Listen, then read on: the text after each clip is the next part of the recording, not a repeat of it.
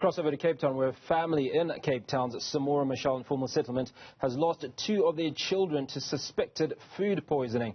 Forensic services have collected food samples from the house, while police have opened an inquest docket. Our reporter Nasiphi Same is visiting the family and joins me now. Nasiphi, good afternoon. Very tragic events, those that you are witnessing there.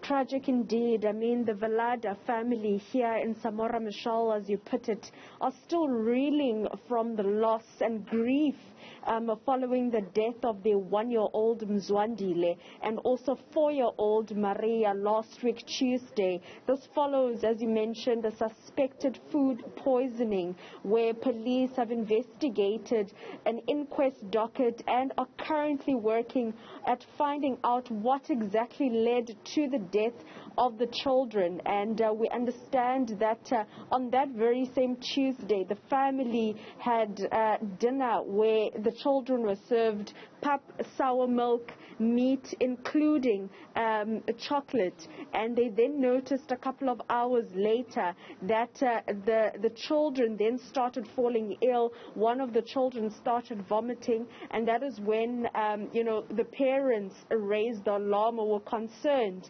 That was the that is when they called the ambulance to assist them. It was later confirmed when the ambulance arrived that the two children had died, including the 11-year-old who narrowly escaped. At this present moment, no update from police regarding the post-mortem or the outcomes which led to the suspected food poisoning. Just give us a sense again, how old did you say the kids were? I know you talked about Mzwandile, who's 1, and Maria.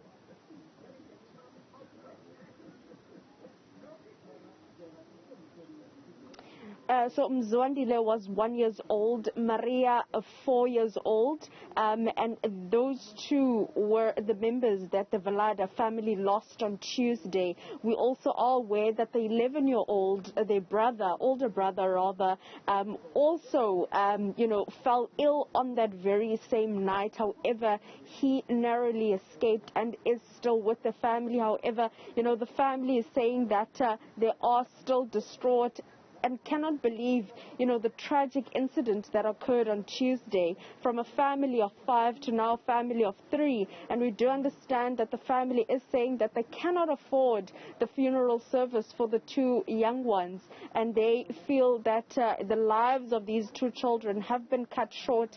But the city of Cape Town, we understand, has stepped in, saying that they are availing their services regarding the burial, and have also highlighted that should the family want to bury their loved ones in the city of Cape Town, they will be assisting financially in terms of giving them a dignified send-off. Now, you mentioned earlier the foods that the children ate, pap, sour milk, meat and chocolate. Have they been able to single out what it was that maybe they took that the other family members didn't eat at this point?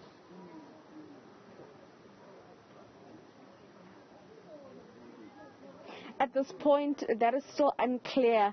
What we do know from police is that inquest docket has been open for investigation, and the forensic department is also working on putting forward that post-mortem report for the family to single out exactly what could have led to the suspected food poisoning that led to the death of the two young ones of the Velada family. We do know that the family was just meeting not too long ago, following this tragic incident, trying to figure out what is the next step regarding, laying their loved ones to rest, and also waiting for that police report to give them some sort of closure as to what happened to their little ones. Our thoughts definitely going to Mzwandile and Maria Velada's family on that very, very sad passing.